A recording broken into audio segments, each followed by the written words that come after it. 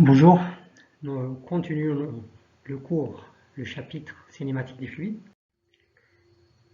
et nous poursuivons les écoulements élémentaires ou les écoulements potentiels de base. Un petit rappel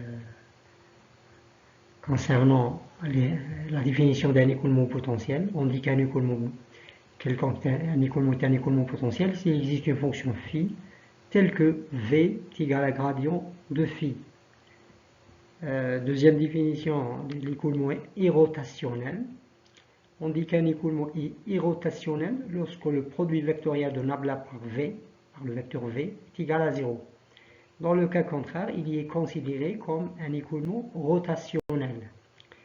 Un écoulement uniforme, c'est un écoulement dont la vitesse est la même en tout point de l'espace.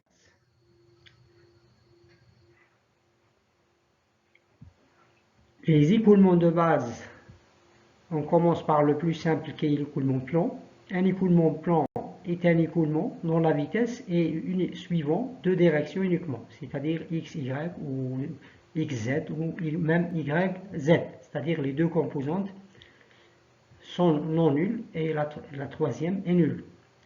Un cas particulier, c'est une composante est non nulle, l'écoulement est dit, l'écoulement connu est nommé écoulement rectiligne uniforme d'érection.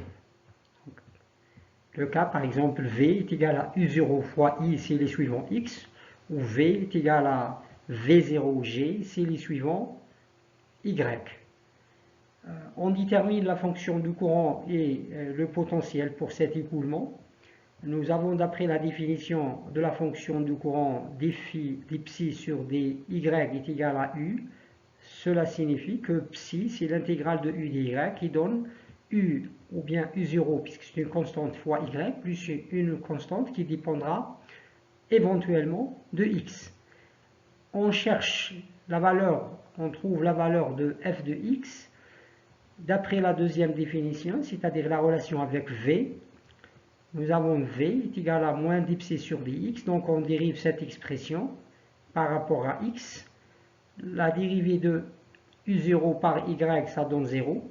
Et la dérivée de f' de x, d'accord, ça donne f' de x. Et est égal à v qui est 0. Cela veut dire, puisque f'x est égal à 0, cela veut dire que cette constante ne dépend pas de x. Et n'importe quelle valeur pourra être prise comme valeur. Et le plus simple, on prend la valeur c est égale à 0. Et par conséquent, nous avons psi est égal à uy et la fonction et le potentiel, la fonction potentielle phi est égale à ux.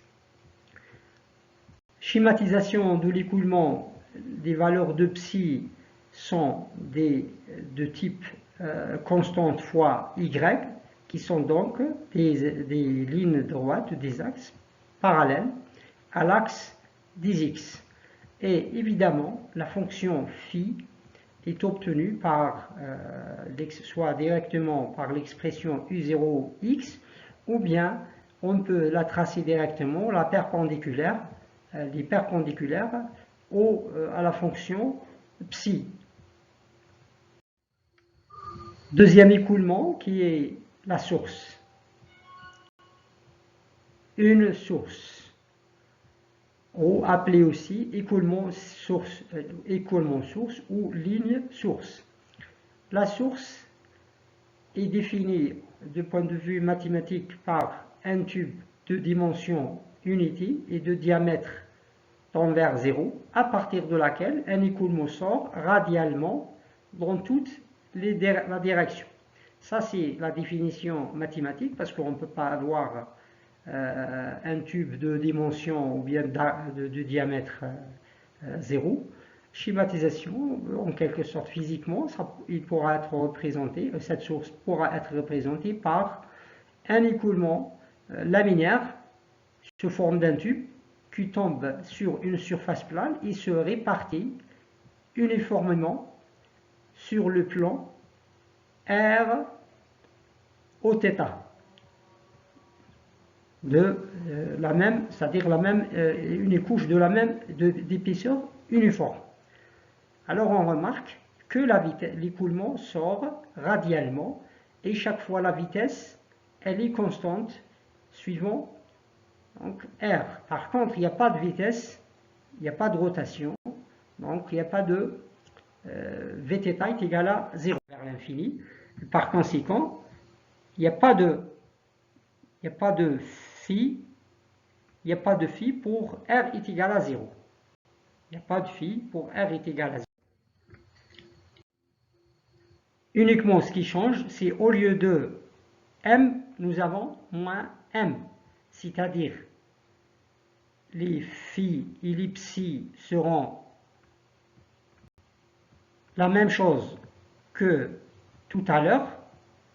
Donc les psi, c'est M sur 2pi, donc moins M sur 2pi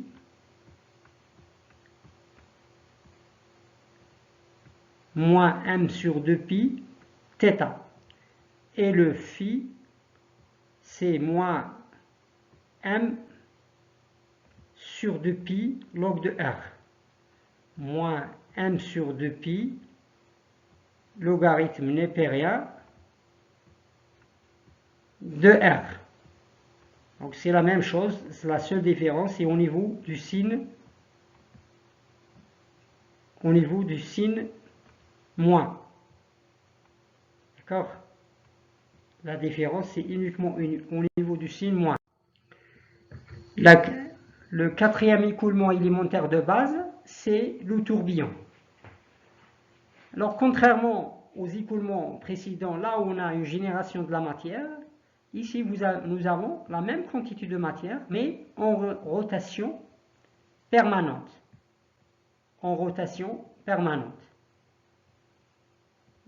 Pour expliquer que signifie un vortex ou un tourbillon libre, par exemple une tornade, c'est-à-dire la rotation de l'air autour d'un point, autour d'un axe, ou bien, par exemple, un vortex généré par les hélices d'un avion. On remarque si le fluide qui se trouve autour de l'avion est coloré, on peut visualiser le mouvement et voir le vortex. Pour la vitesse, le vortex, nous avons VR qui est 0. On remarque qu'il n'y a pas de sortie du fluide, mais nous avons une rotation. Donc Uθ qui est constante. Uθ n'est pas nul, par contre le UR qui est nul. Alors pour le vortex, on a deux cas. Le premier, la vitesse est maximale près du centre et décroît en s'éloignant de l'origine. Dans ce cas-là, la vitesse est exprimée par la relation Uθ est égal à K sur R. Uθ est égal à K sur R. Le deuxième cas, la vitesse est faible, tend vers 0 au centre et augmente en s'éloignant. C'est-à-dire, bon, je vais le R. D'accord? Les calculs pour le deuxième cas. Donc, nous avons 1 sur R dφ sur dθ est égal à Uθ, et par conséquent, φ est égal à gamma sur 2pi fois θ. Et la même chose pour psi, et on aura moins gamma sur 2pi ln R. C'est du calcul mathématique simple, juste une intégration. Alors maintenant, nous avons présenté jusqu'à présent 4 écoulements élémentaires de base qui sont l'écoulement uniforme, avec le cas particulier l'écoulement rectiligne. Deuxième type ou deuxième écoulement élémentaire, c'est la source. Troisième, c'est le puits. Et le quatrième écoulement élémentaire de base, potentiel, c'était le vortex. Alors dans la nature, on trouve rarement un écoulement potentiel de base séparé. Souvent, on rencontre ce qu'on appelle la superposition de deux, voire même plus, d'écoulements élémentaires de base. Par exemple, si je prends le cas d'une tornade, comme ici, une tornade, toujours formée par la rotation en spirale de l'air, avec un déplacement. Elle balaye l'environnement. Le déplacement pourra être suivant un axe bien précis ou comme il pourra être dans le plan. Alors, ou bien le cas d'un vortex généré par les hélices d'un avion, on remarque la formation d'un vortex qui est par la suite, qui suit, bon, si l'avion reste près du sol, on peut le voir, ce vortex-là est formé par le mouvement de translation de l'avion plus les rotations de l'hélice. On peut le voir aussi, ça c'est visible lorsqu'un avion survole à faible altitude au-dessus de la mer, on peut le voir. Alors ces écoulements sont formés par la superposition de deux écoulements, voire même plus, écoulements élémentaires. Ici, je rappelle juste une petite... on peut associer, on pourra le voir plus tard, pourquoi on utilise la fonction à variable complexe. On peut associer à chaque écoulement un potentiel complexe de la forme f de z. On va voir comment peut-on associer cette fonction. Alors, on peut mettre f de z sous la forme de f de z est égal phi plus ipsi, c'est-à-dire on peut associer une fonction ou un potentiel complexe nommé f de z à un écoulement dont la partie réelle n'est autre que le potentiel phi et la partie imaginaire c'est psi. D'accord, la fonction potentielle et la fonction du courant. Pour la dérivée de f de f par rapport à z, donc df sur dz, la dérivée d'une fonction complexe par rapport à la variable z, ce sera la dérivée de la partie réelle plus i fois la dérivée de la partie imaginaire par rapport à dx plus i dy.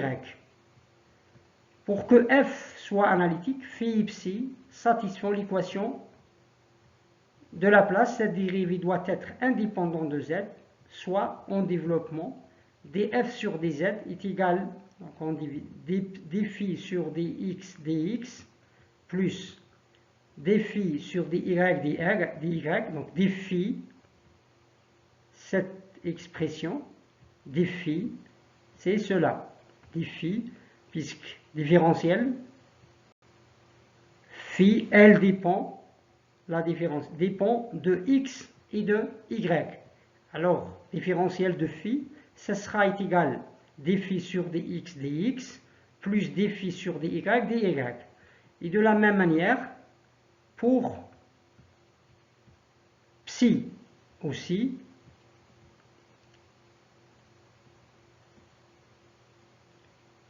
donc plus i dψ qui est dψ sur dx plus dψ sur dy, que divise dx plus dy. La condition d'indépendante implique que dφ sur dx plus i dψ sur dx est égal à 1 sur i dφ sur dy plus dψ sur dy. Et on obtient les deux relations, dφ sur dx égale à dψ sur dy est égal à u, la vitesse u que nous avons, c'est-à-dire pour les caractéristiques de la fonction du courant et la fonction potentielle. Dφ sur dy est égal à moins dψ sur dx est égal à v. Ces conditions, comme je l'ai déjà mentionné, pour la fonction à variable complexe, sont les célèbres conditions de Cauchy-Riemann pour dire que la fonction f de z est une fonction analytique sur le domaine D. Alors, lorsqu'un écoulement plan est conservatif et irrotationnel, il peut être complètement décrit au moyen d'une fonction analytique complexe appelée potentiel complexe de vitesse ou potentiel de vitesse complexe. Cette fonction f de z comporte une partie réelle, c'est phi, et une partie imaginaire, c'est psi, la fonction du courant. F de z, ça sera égal à phi de xy plus i psi de xy, avec z, la variable complexe, où les trois écritures que j'ai déjà présentées sont valables.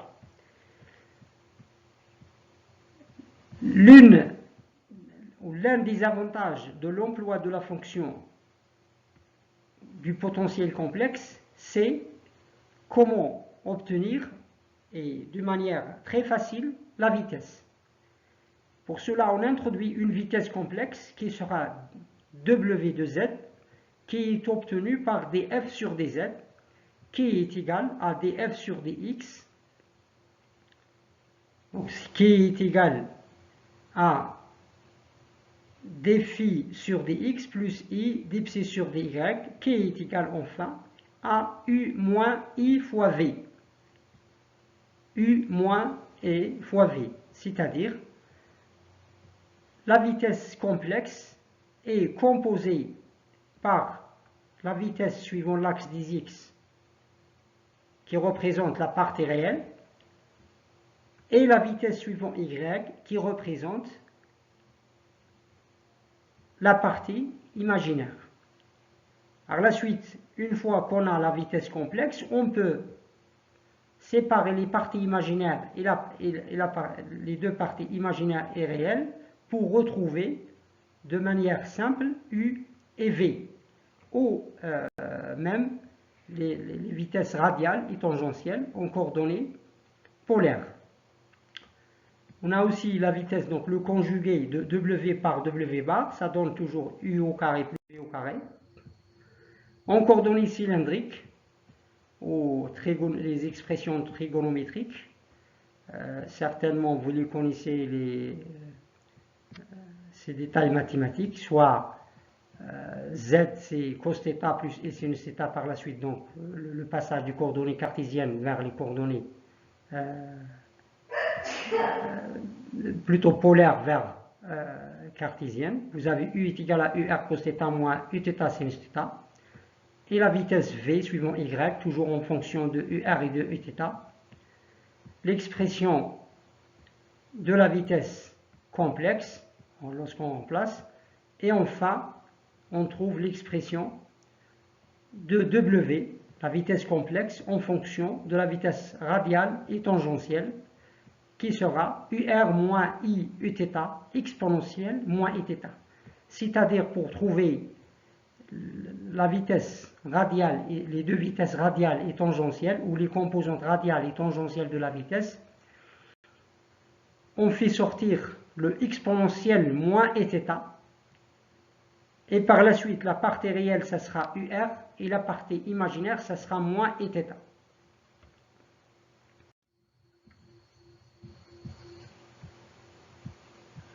Sans juste voilà f de z, comment elle est formée, des rappels en récapitulant les expressions qu'il faut retenir pour l'emploi du potentiel complexe, c'est-à-dire f de z est égal à phi plus i psi, w ce sera u moins iv, ou bien w en coordonnées polaires, ce sera ur moins u Uθ exponentielle moins Iθ. Avec z, la variable complexe z, ce sera x plus iy, ou bien r et exponentielle Iθ. Alors, on arrête ici, et dans la présentation suivante, prochaine, on essaye d'employer la fonction à variable complexe pour caractériser les écoulements potentiels de base.